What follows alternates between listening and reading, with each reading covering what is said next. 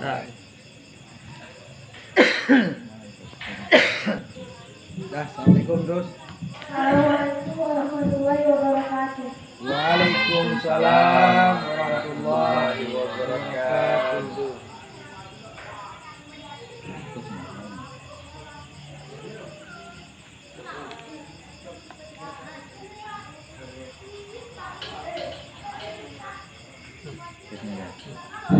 Coba buka halaman 7, Rahman.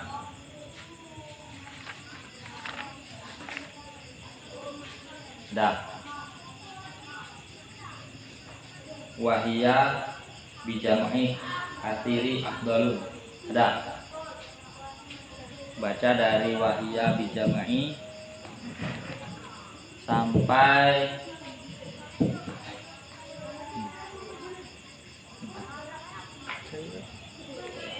minha halaman 8.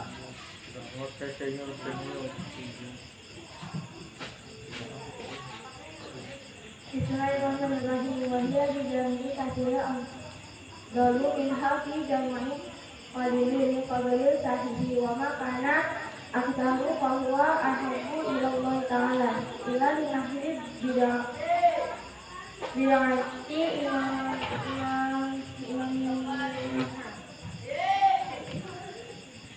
kasiri wa kasiri walau di mujarradil tusani fa aqallu jamaati bal infiradi afdalu kada walau syaikuna tabangan syaikihi Zakaria rahimahullah ta'ala wa kada lokana la ya takadu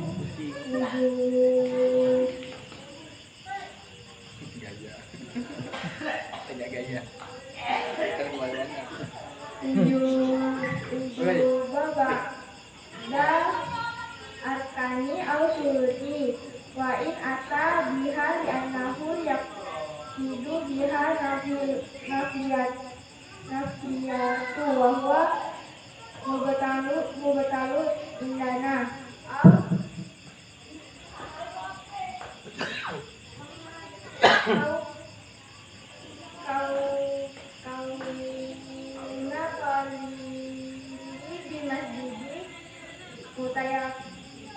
ini hal arbihi au mali banihi au ta'khirul masjidi faridi au banihi lihat.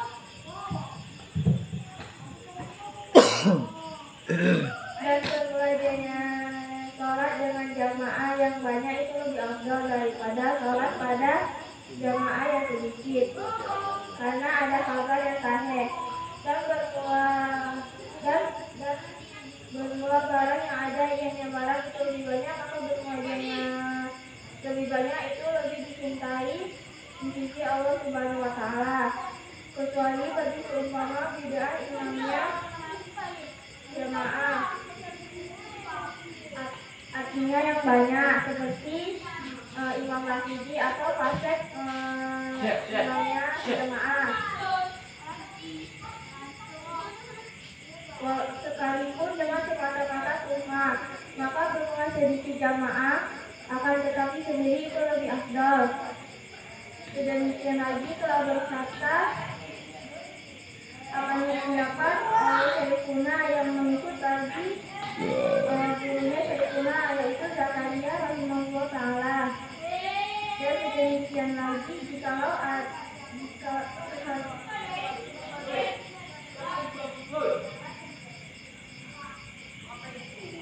sekalipun ada imam itu tidak berikat oleh wajib sebagian rukun atau syarat, sekalipun didatangkan dengannya salat, karena kalau sungguhnya rukun atau syarat itu dikasat dengan yang salat oleh sunnah, dan berbagiannya salat itu batal di sisi kami, atau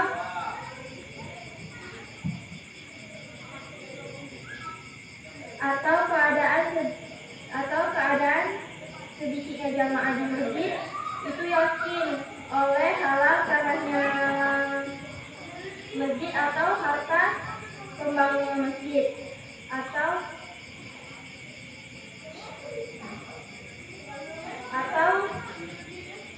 sunyinya masjid yang dekat atau jauh daripadanya, artinya jamaah.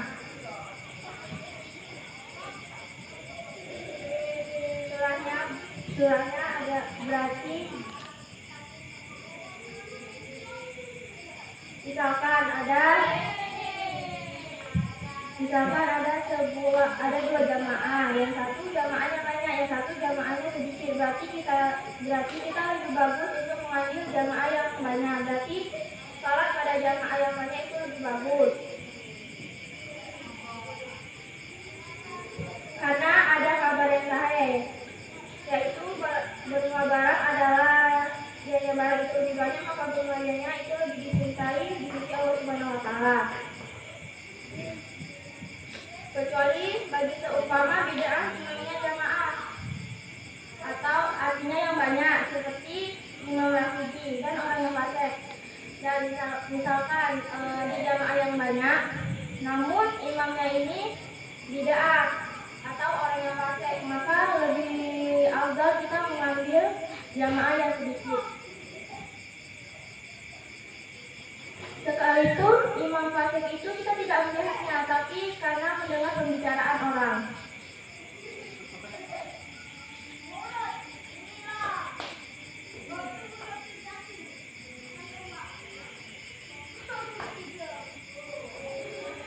Demikian lagi jikalau adalah imam itu tidak bertingkat oleh wajib sebagian rukun atau syarat, sekalipun didatangkan dengannya salat karena bahwa sesungguhnya syarat atau rukun itu dicatat dengannya salat oleh imam menerima dengan salat itu bahkan bagi kami. Misalkan kita salat ikut imam, tapi imam tersebut bertingkat bahwa di sana nih rukun sholat atau ada 13, tapi yang imam itu bertingkat bahwasanya cuma 6 yang wajib, maka misalkan nih kita sholat ikut imam itu bertingkat bahwasanya rukun sholat itu yang wajib cuma 6. Namun di dalam sholat itu dia tetap menolak 13-nya dari sholat, tapi sholat itu tetap akan batal. Di sisi Imam Syafi'i.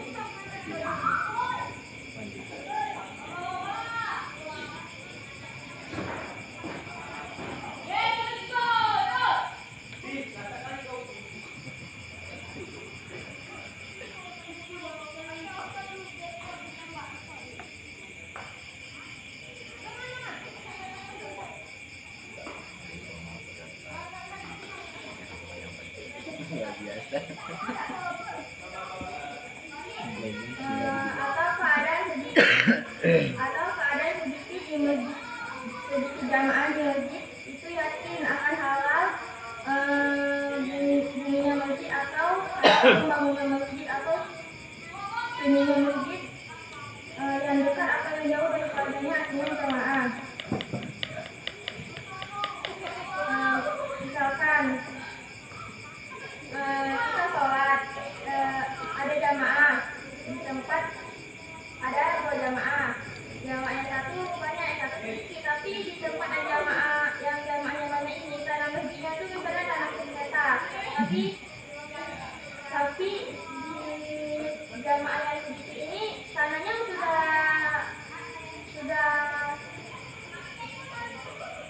jelas. Maka kita lebih bagus ambil jamaah yang sedikit ini karena tanahnya sudah pasti jelas dan halal. Nah, pertanyaannya, tadi kan ada imam yang tidak mengitikadkan tidak beritikat, sebagian tidak mengitikakan wajib sebagian syarat, ada kala sebagian rukun. Kalau di dalam kitabnya Talibin ini contohnya apa? Imam siapa? Dan apa contohnya kira-kira yang tidak mengitikakan sebagian rukun itu wajib, yang tidak mengitikakan sebagian rukun dan sebagian syarat.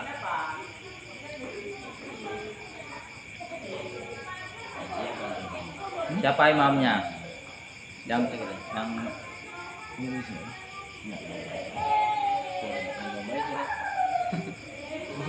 pertanyaan tahu nggak nih? Tadi kan sebagian imam mengitikat bahwasanya ada sebagian rukun, sebagian syarat, tidak mengitikatkan wajib, dan kita kan mengitikatkan wajib kan. Terus ada imam yang mengitikatkan tidak wajib rukun tersebut. Imam siapa ini? Yang mengitikatkan kalau pada mazhab Syafi'i kita rukun itu wajib. Ada imam lain mengatakan tidak wajib dari segi rukun. Begitu juga syarat.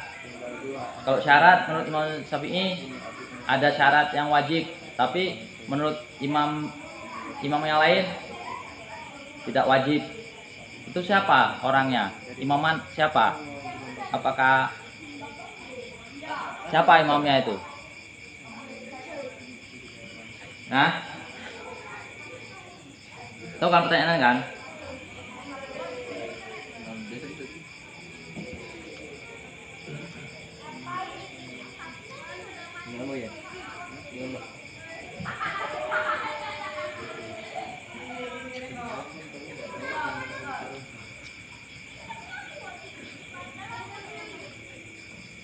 Tahu pertanyaan lama? Nah,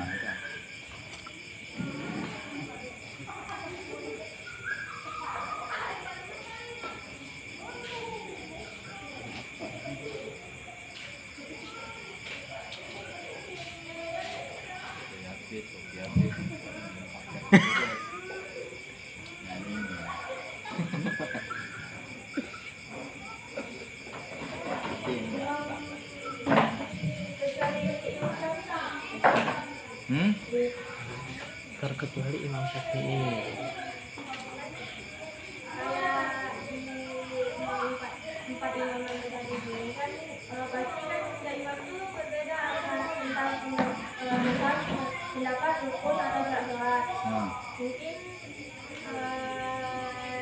kecuali Imam Syafi'i. ya, Imam Syafi'i mengitikatkan wajib. Ada orang lain lagi yang mengitikatkan tidak wajib. Siapa dia? Contohnya apa misalnya? Hah? Maksudnya Tahu maksudnya? Nah,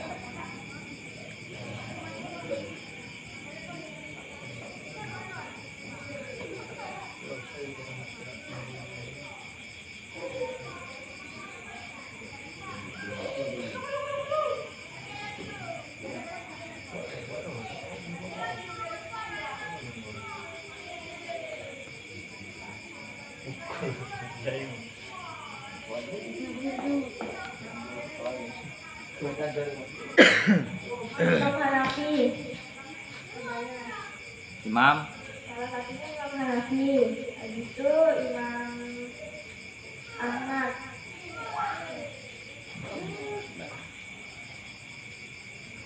apa yang diitikatkan Imam Hanafi? Masalah rukun.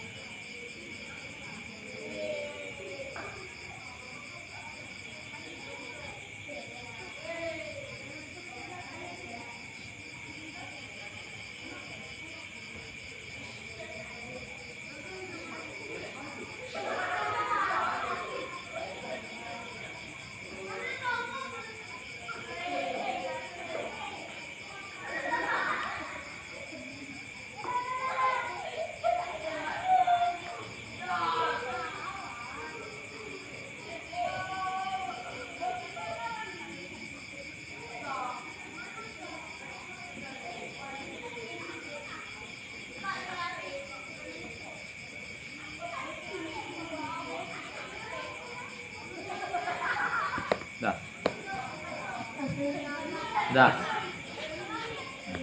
Berarti Imam Hanafi tidak mengiktikadkan wajib bismillah, sedangkan Imam Syafi'i mengiktikadkan bismillah itu wajib kan pada Al-Fatihah kan? Dah.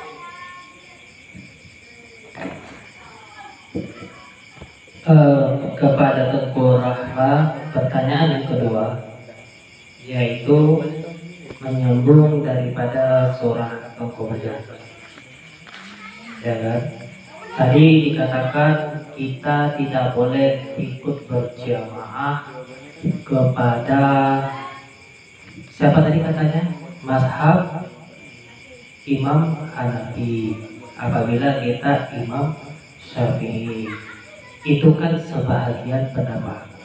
Itu kan sebagian pendapat. Apalagi pun ibaratnya kaza, gitu ya.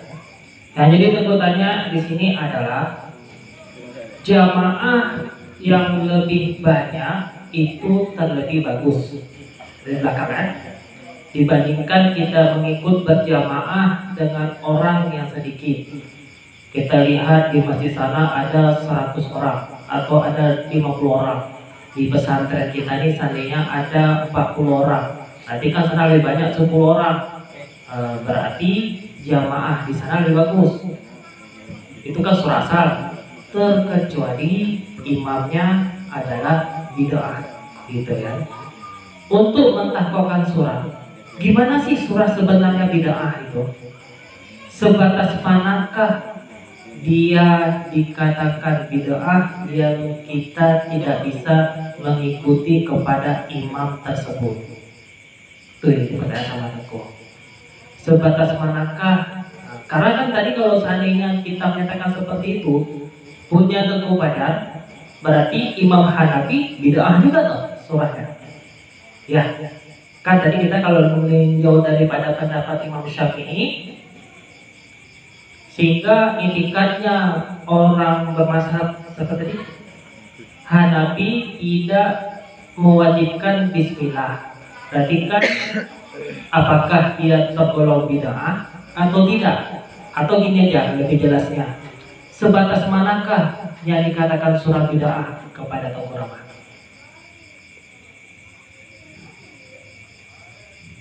Jadi kita dapat membedakan ikut jamaahnya, gitu ya.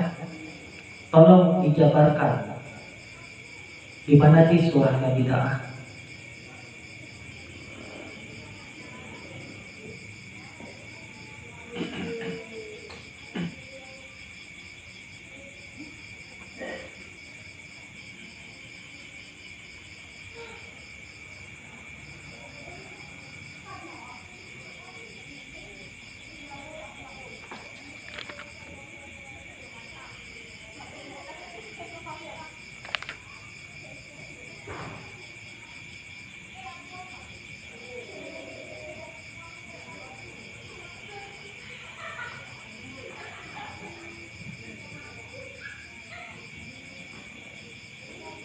Di mana?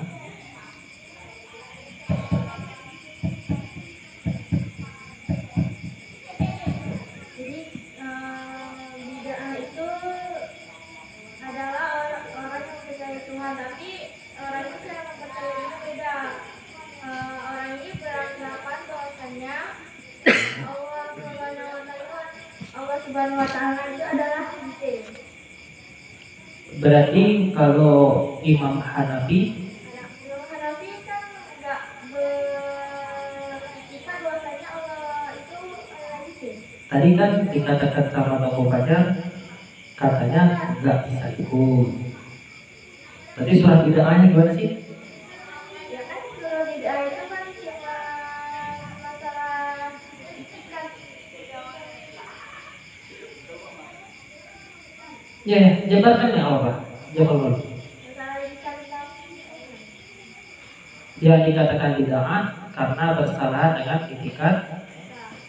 Iya, itu. Yakin. Berarti pendapatnya Tengku Fajar masih bisa masuk kemari, masih bisa ikut kepadanya Tengku Fajar, atau tidak boleh? Seandainya imamnya ini mazhab Hanafi, kita ikut di belakang, masih boleh nggak? Enggak. Karena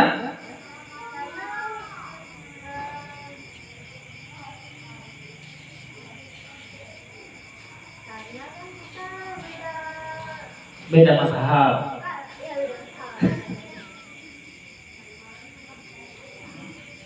Ya, atau memang beda permasalahannya, lain permasalahan, lain masalah. Bukan ini masalahnya, masalah lain.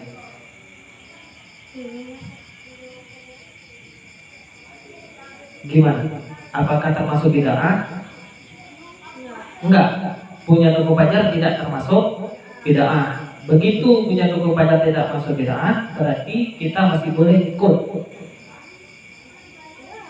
Enggak? Lah.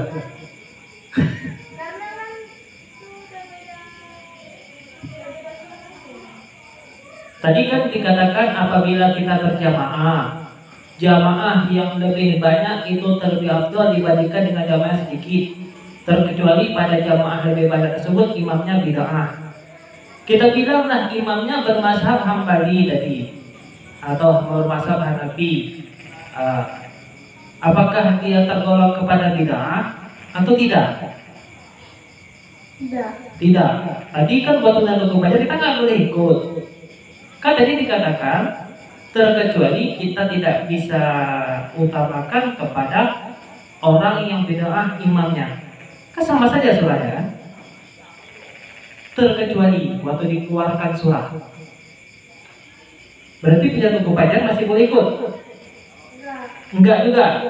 Berarti punya tuku pajar masih juga bid'ah. Kalau bid'ah itu kan berbeda tentang masalah Tuhan. Karena itu kan kalau misalnya imam pendapat kita tentang Tuhan sama Imam Syafi'i kan sama. Namun kan yang berbeda itu kan pendapat tentang syarat dan rukun sholat. Syarat dan rukun sholat. Berarti satu pendapat atau beda pendapat? Masih boleh ikut nggak kita? Enggak, karena kita berbeda pendapat di masalah rukun dan sholatnya. Tapi masih boleh ikut? Enggak. Enggak juga. Enggak. Yakin? Kepada imam itu masih boleh ikut? Enggak. Enggak. Yakin? Tapi imamnya nggak beda kan? Ya.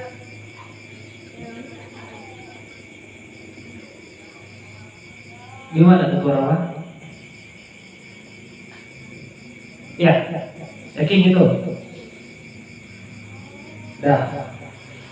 Pada Dr. Rawa, jawabannya adalah yang dikatakan bid'ah adalah selama dia tidak mengiktikad menjadi kufur, ya kan? Selama dia tidak iktikad dia tidak menjadi kufur atau kafir, maka kita masih boleh ikut kepada imam tersebut. Salah satu contoh, ya kan? Seperti seseorang yang mengiktikad kepada yang Tengku Ramah bilang tadi, tapi contohnya nggak mesti itu saja, yang lain mesti banyak. Gitu ya. Berarti kalau seandainya pada mazhab yang tadi kita masih bisa ikut, itu kan hanya satu pendapat gitu kan, itu kita masih bisa ikut. Tapi selama dia tidak mengiktikad kepada kufur atau kafir, itu yang dia tidak boleh ikut. Itulah yang dikatakan bid'ah. Apabila dia berpaham kepada Tuhan berbeda sehingga dia menjadi kafir, maka kita tidak boleh ikut kepada imam tersebut. Banyak contohnya seperti Rafidi, terusnya banyak lagi ada bolehnya. Wallahu a'lam bishawab.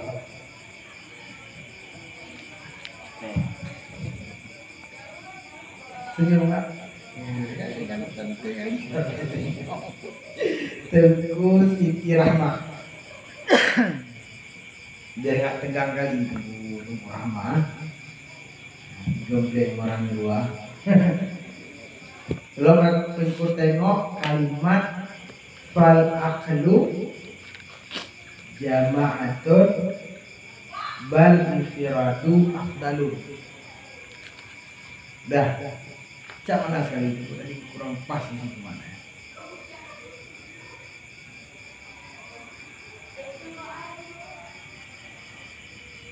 Maka berbulan sedikit jamaah akan tetapi berdirinya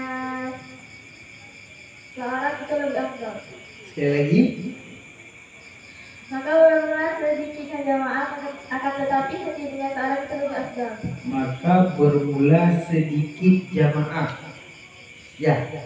Maka bermula sedikit jamaah. Itu jadi ya. Fal aqlu jamaah.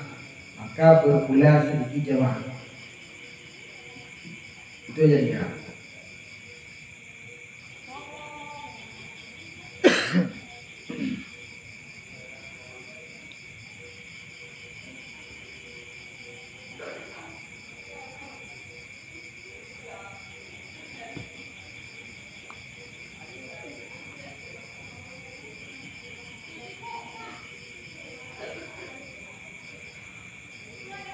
Maka takdir akalu kemutada mantua mereka dumai padanya nanti semuanya berkumpul dan kembali dengan kata-kata di dalam kata.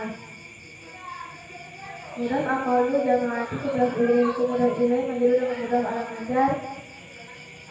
Kasrah yang tadi pada hasilnya karena dia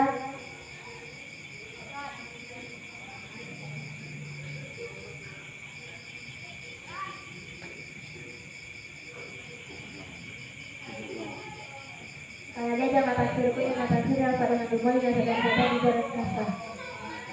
Itu kan fal aqlu. Itu teringat kawan undang-undang mudhaf itu tidak boleh ada alif lam.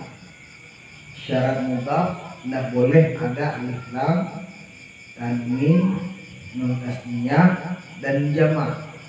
Itu syarat baru bisa satu kalimat itu dimudhaf. Bagaimana ini fal aqlu ada alif lamnya bisa dimudhaf kepada jamaati?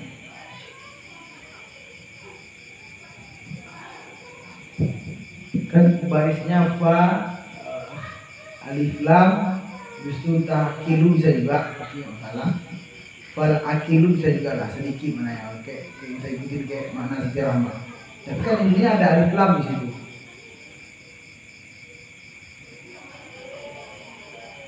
Kalau memang itu di mudhaf, apa syaratnya pada mudhaf kok bisa ada alif lam?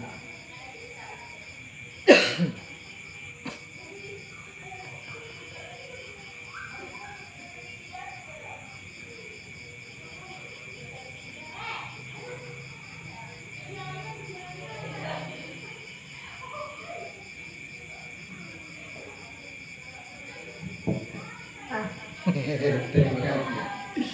Ini dia ya. Itu fal aqlu kabarnya langsung jamaah itu. Al-infiradu kabarnya afdalun. Terima kasih. Terima kasih.